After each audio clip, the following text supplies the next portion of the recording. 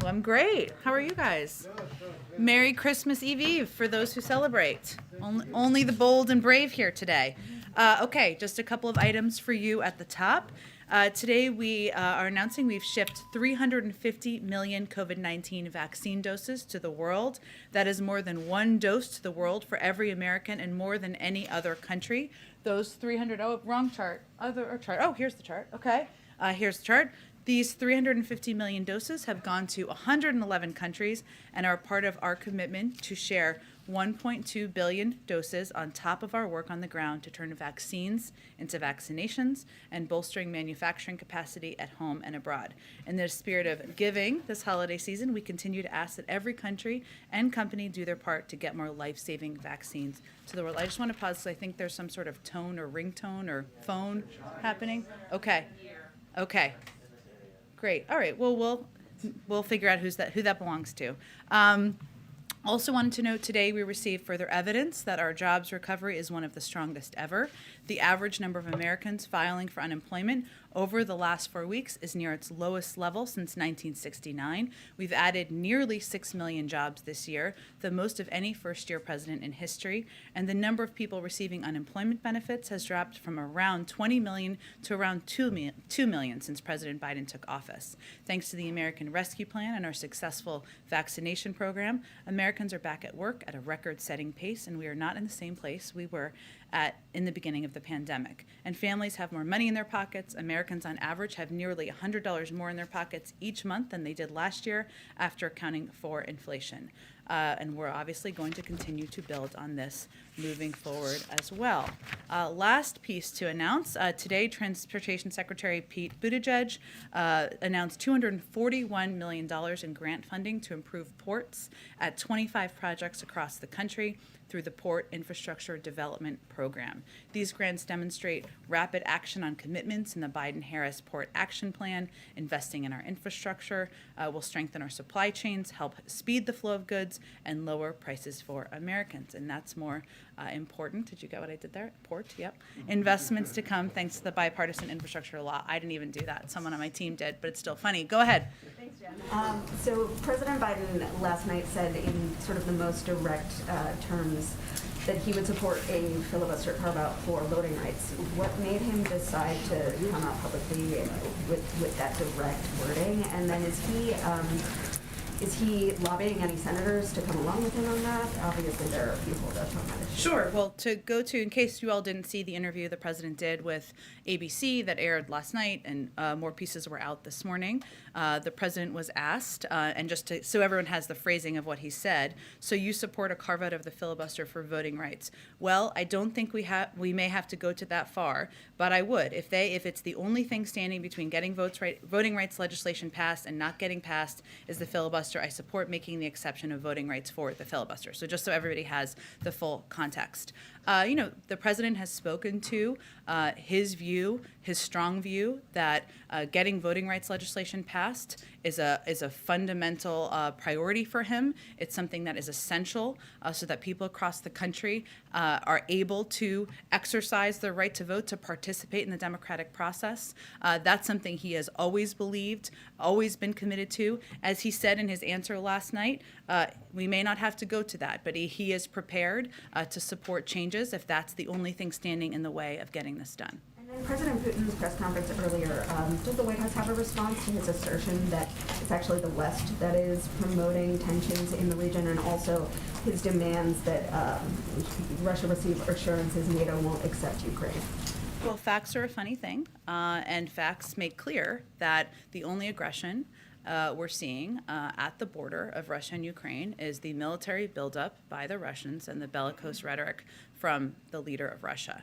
I would also note that also this morning, and I know we just did a background briefing on this as well, in that press conference, President Putin said he was encouraged by, and I'm paraphrasing here, the fact that there will be diplomatic talks, plans for diplomatic talks in January. We also believe that that is the best path and the right path forward. The third thing I would just note is that NATO is a defensive alliance. It's not an aggressive alliance. There is no evidence to the contrary, to suggest anything to the contrary from the United States or NATO members. And of course, our efforts are to work with and defend our NATO partners. Go ahead, Brian Major. President Putin also said that there has been an agreement to have a meeting in Geneva in January. Can you confirm that? There has not been a final agreement on the location or timing at this point in time. Why not? And why do you think he would say that if that's not true? Is he trying to sandbag you? I can't speak to what President Putin's motivation is at any point in time, certainly not today. We are working towards diplomatic talks. There have been proposals put forward by the Russians. Some we would agree with, some we certainly wouldn't agree with. Obviously, on the NATO example is a good example of that. And we're working to finalize what they'll look like. We also agree diplomatic conversations are the right path forward. Is this January time schedule more likely than not, since he's uttered it publicly? We have also said that we are looking ahead to talks in early January. Why can't you confirm it then? Because we haven't finalized the details of them yet. I'm not sure if this has been asked before, but it's getting closer to the deadline of Sure. January 5th. Does the administration have a point of view on the alarm raised by the airline industry with the 5G regulations going in and the assertion by some airlines that if they can't use the altimeter at about 40 airports, there will be delays, cancellations, disruptions to the flow of airline passengers and their ability to fly around the country? I have seen reports of that. I have not actually talked with our team about that. I can do that, Major, and get you a better assessment from our economic team. Thanks, Jen. Sure, go ahead. Thank you, Jen. Merry Christmas. Thank you. You too. Eve, as I like to say. Yes. So why is the president saying about this new variant, nobody saw it coming, nobody in the world, if that's not true? Well, first I would say that nobody knew that there would be the number of different variants. Nobody knew exactly how transmissible they would be. We, of course, knew that there would be additional variants at some point coming. We didn't know what they would look like. But we've been preparing for a range of contingencies all along throughout this process. That's why we have had ample vaccine supply. That's why we have had ample mask supply, and why we have worked to ramp up aggressively our testing over the past few months. Okay, and then about the testing and the contingencies, why is it that you guys are promising 500 million tests next month if you haven't even signed a contract to buy the tests? Well, we have no concern about the contract being finalized. We're just working to finalize the contracts. We just announced this 2 days ago.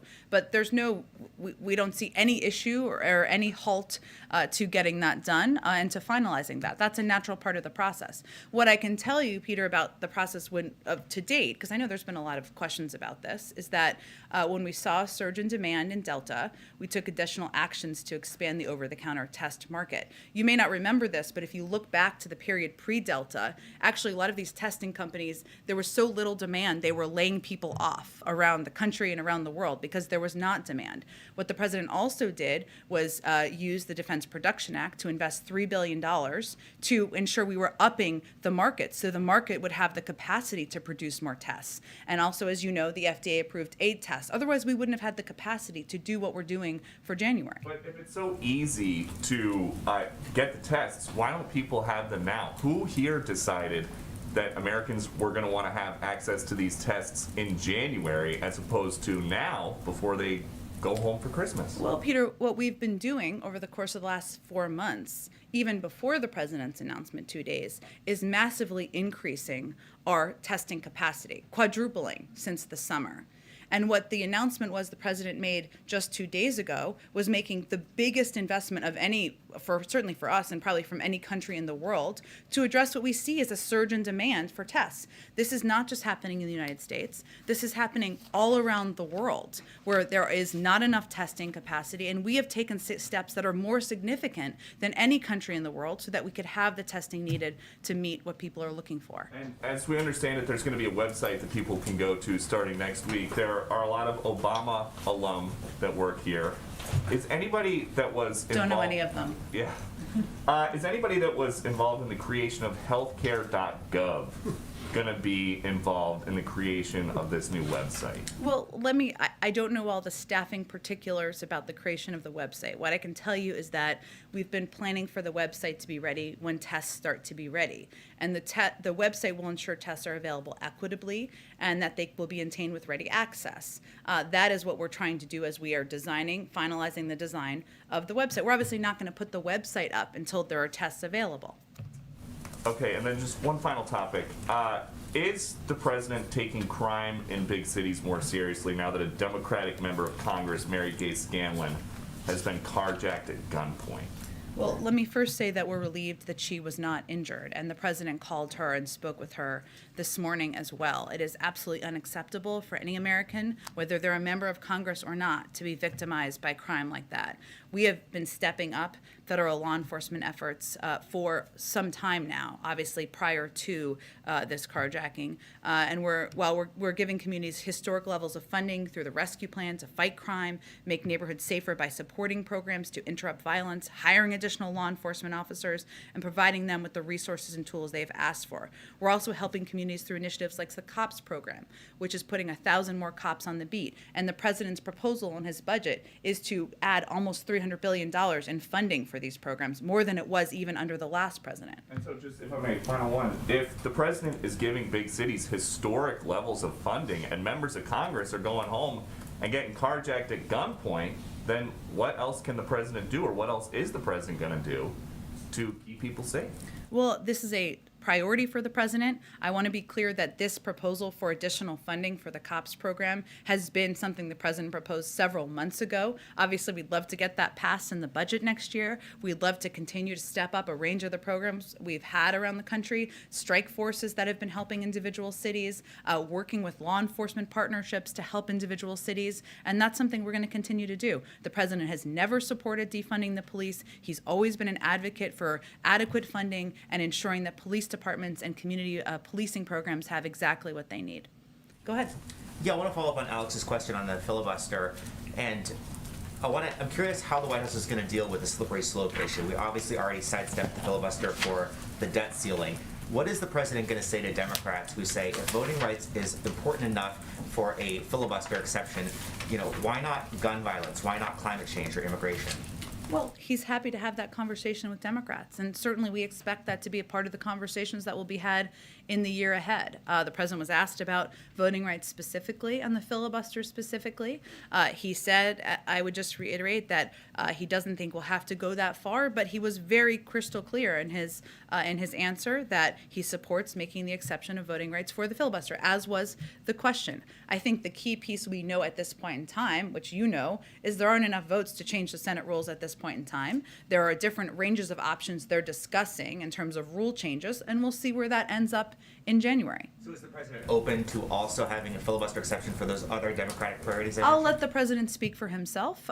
He was asked a specific question. I think he answered it pretty clearly. Okay, and one other topic, the president said that he is meeting with his team to discuss potentially lifting the travel ban on those southern African countries. Is there any update about that? I don't have an update this moment. I would just reiterate for you that this was never intended to be permanent. It was intended to be temporary, and lifting it is certainly our intention. Go ahead. Yes, I wanted to ask, I guess the government contracts for the 500 million tests specify that they would be for the January to March period. So does that mean that the goal of the administration is to have them all manufactured and distributed in the first quarter, or just manufactured, or?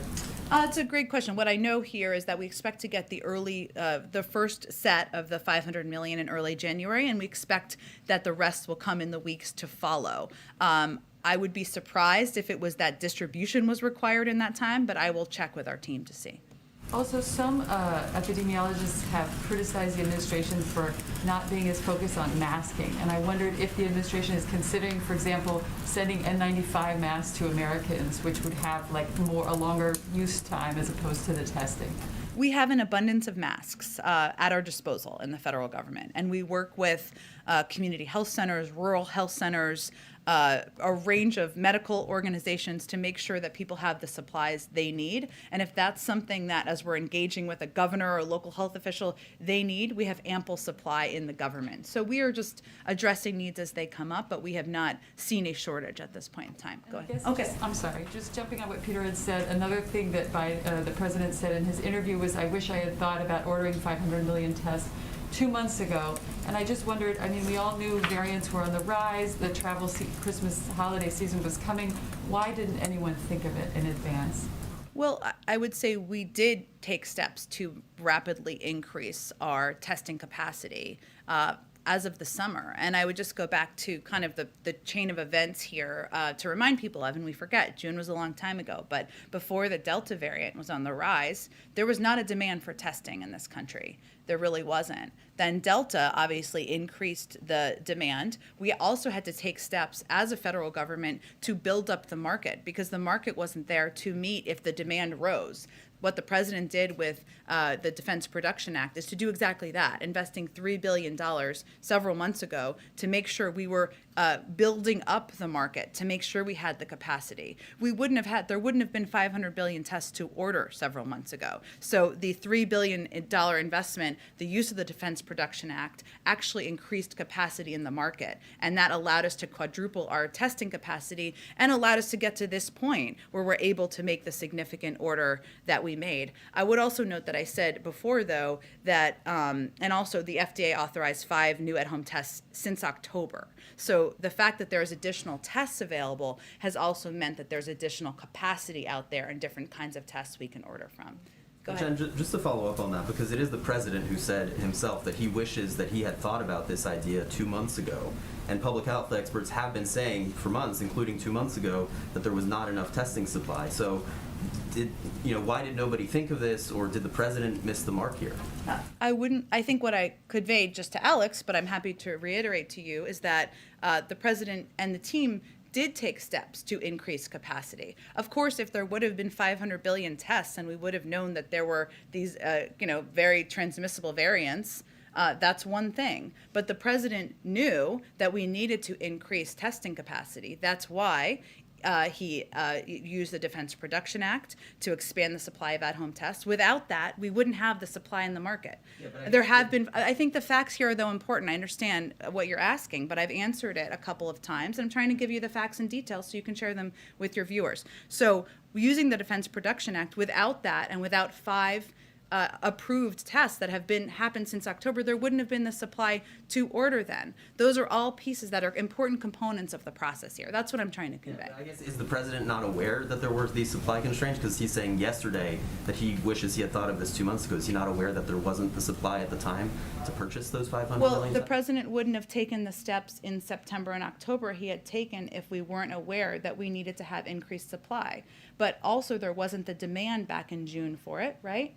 And Delta changed the mentality in the public for understandable reasons. And the fact that there were only a couple of approved tests just before October, there were only about 3 on the market, right, that we could have tapped into. The president, using the Defense Production Act and investing $3 billion, allowed for there to be an increase in production so we could order the huge number of supply that we're ordering now. Bigger picture here on Omicron.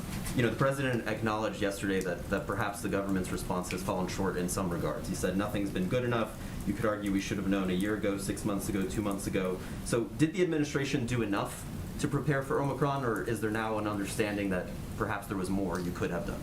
Well, I think what the president was acknowledging, which he said in his speech a couple days ago as well, is that we're not where we need to be on testing.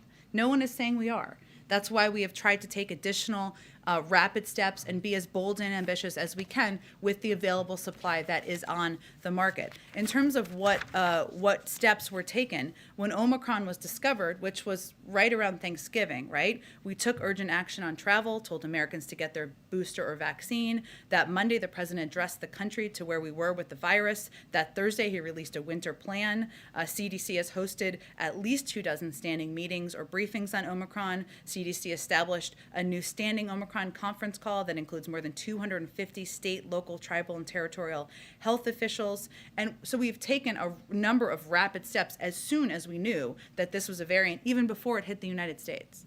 And lastly, you guys have been sharing former President Trump's message recently on boosters, and I'm wondering, given the former president's apparent change in tune on this issue over the last week, has there been any renewed contact between President Biden and the former president or your teams?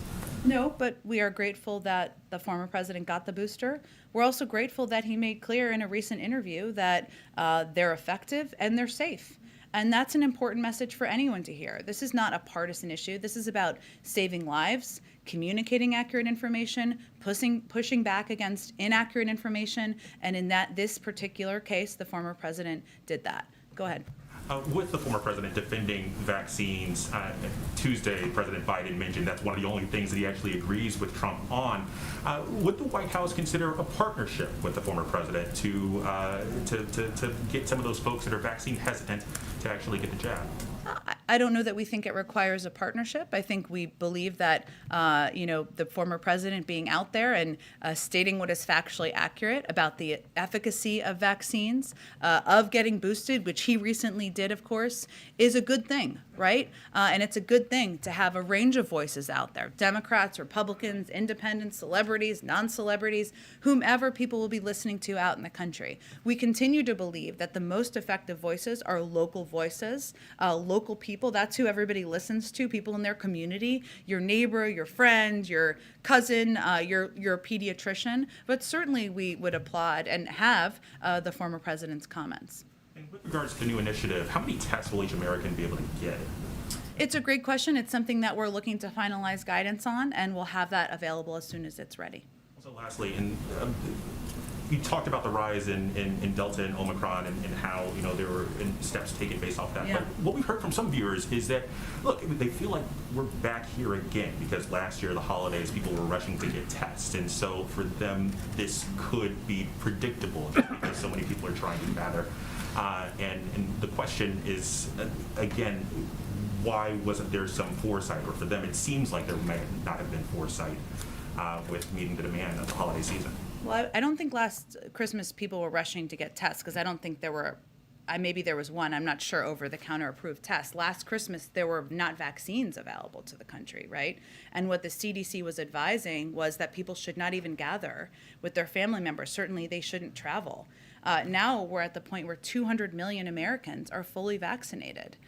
We have ample vaccines, we have ample boosters, we have supply of masks. We just ordered a historic-sized set of tests so that people can have those across the country. And even without that, we've sent 50 million tests out to community health centers. We've opened 20,000 testing sites. We've worked with FEMA. We're opening more testing sites across the country. So people will be able to gather with their family members. Are we through the pandemic? No, we're not. But we are in a very different place than we were 1 year ago today. Go ahead. Can I ask, Intel found itself in some hot water overnight over a statement Yeah. they put out around supply chains in Xinjiang, and they're worried, and then they had to apologize to China and the Chinese people. Of course, the U.S. views what's happening in Xinjiang as a genocide, as you called it. How concerned are you that more American companies are going to find themselves sort of trapped in this situation, in particular with the signing of the Uyghur bill today by the president? Well, I can't speak to the specific situation with one company, but I can say as a general matter that we believe the private sector and the international community should oppose the PRC's weaponizing of its markets to stifle support for human rights. We also think that American companies should never feel the need to apologize for standing up for fundamental human rights or opposing repression. As we've said before, we call on all industries to ensure that they are not sourcing products that involve forced labor, including forced labor from Xinjiang. The reality is that companies that fail to address forced labor and other human rights abuses in their supply chains face serious legal risk, reputational and customer risks, not just in the United States, but in Europe and other regions of the world. So that's broadly how we feel. Can you just say briefly whether anyone in the administration spoke with any Chinese counterparts before the signing of this bill? Is there a concern that China will be upset by the president signing this bill? Was there any effort to smooth that over or not smooth it over? We had announced our support or intention to sign the bill. I can certainly check if there was any diplomatic engagement around that, but that was, of course, prior to today.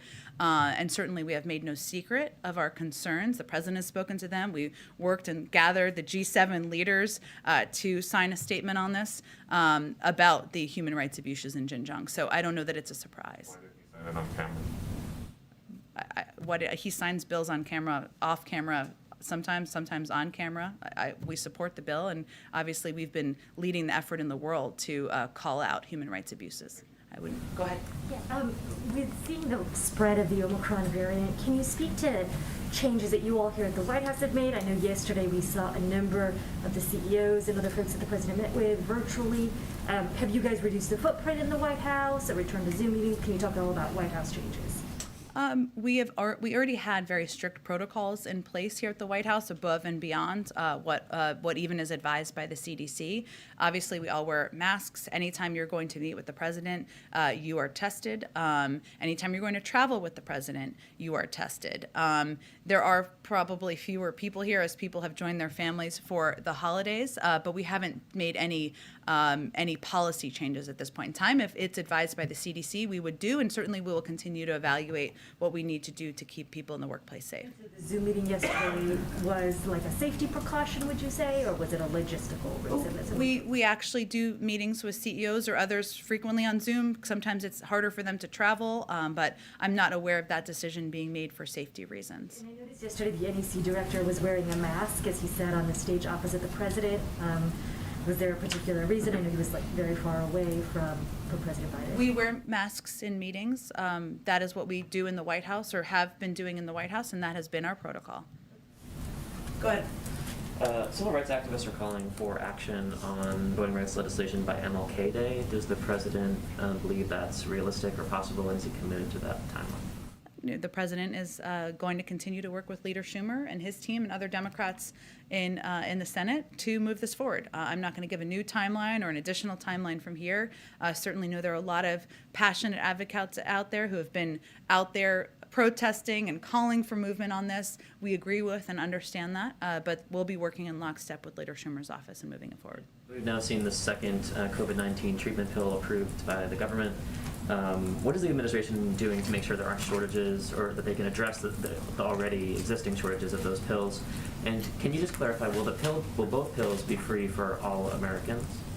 I believe so, and I will quadruple check that, but that has always been our approach. I would note that what we have done is we have purchased 10 million of the Pfizer doses. We know that just over 250,000 of those will be available in January. We will not get the full package of that, I think, until the summer. We've also purchased 3 million Merck doses, which were just approved today, and we expect to get the majority of those by the end of January. I think it's important to note what Dr. Fauci has said a number of times, just in terms of expectations for the American people.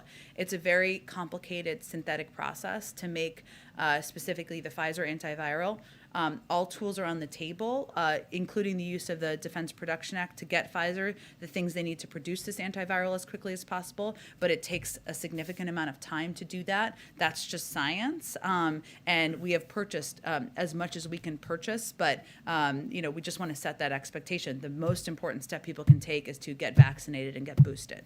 And just really quickly on the Fed vacancies, because I have to ask, do you expect a decision before the end of the year? I don't have any update for you, but I know we're eager to get those out to all of you, especially the many who are very focused on, understandably. Go ahead. In that interview with ABC, the president was asked about vaccine requirements possibly for domestic travel, and he said that the team deemed it not necessary. What is the logic of having it necessary for international travel, whether it's Americans or foreigners, with testing and vaccine requirements, but not for domestic travel when you see the numbers of travelers, especially right now during the holidays? Sure. I would say that we still require masks on airplanes, of course. We've also increased the fee on if people do not wear masks on airplanes. In terms of international travel, part of the effort has been related to the number of variants that are out there, and we see them differently. Rules, as you know, for international travels are different because international travelers must be vaccinated and tested within 1 day of departure to help keep COVID cases out of this country and delay any new possible variant from coming into the country. So we have not, at this point, aside from masking, put in place additional steps for domestic travel. A question on Russia. A few days ago, I think you said that you didn't want to put a deadline on those negotiations, those talks, and how it goes forward with the situation at the border with Ukraine. Does that mean that you guys are okay with the status quo? Like, how long is this can this situation be tenable, even if Russia doesn't take that extra step of aggression? We have talks that will be in January. We just haven't finalized the details of those, so that's really the next step. Thank you, Jen. Okay, thanks everyone. Merry Christmas to those who celebrate. Merry Christmas and Happy New Year. And Happy New Year, yes. Last briefing of 2021. Don't look so sad, everyone. Thank you. Thank you, guys.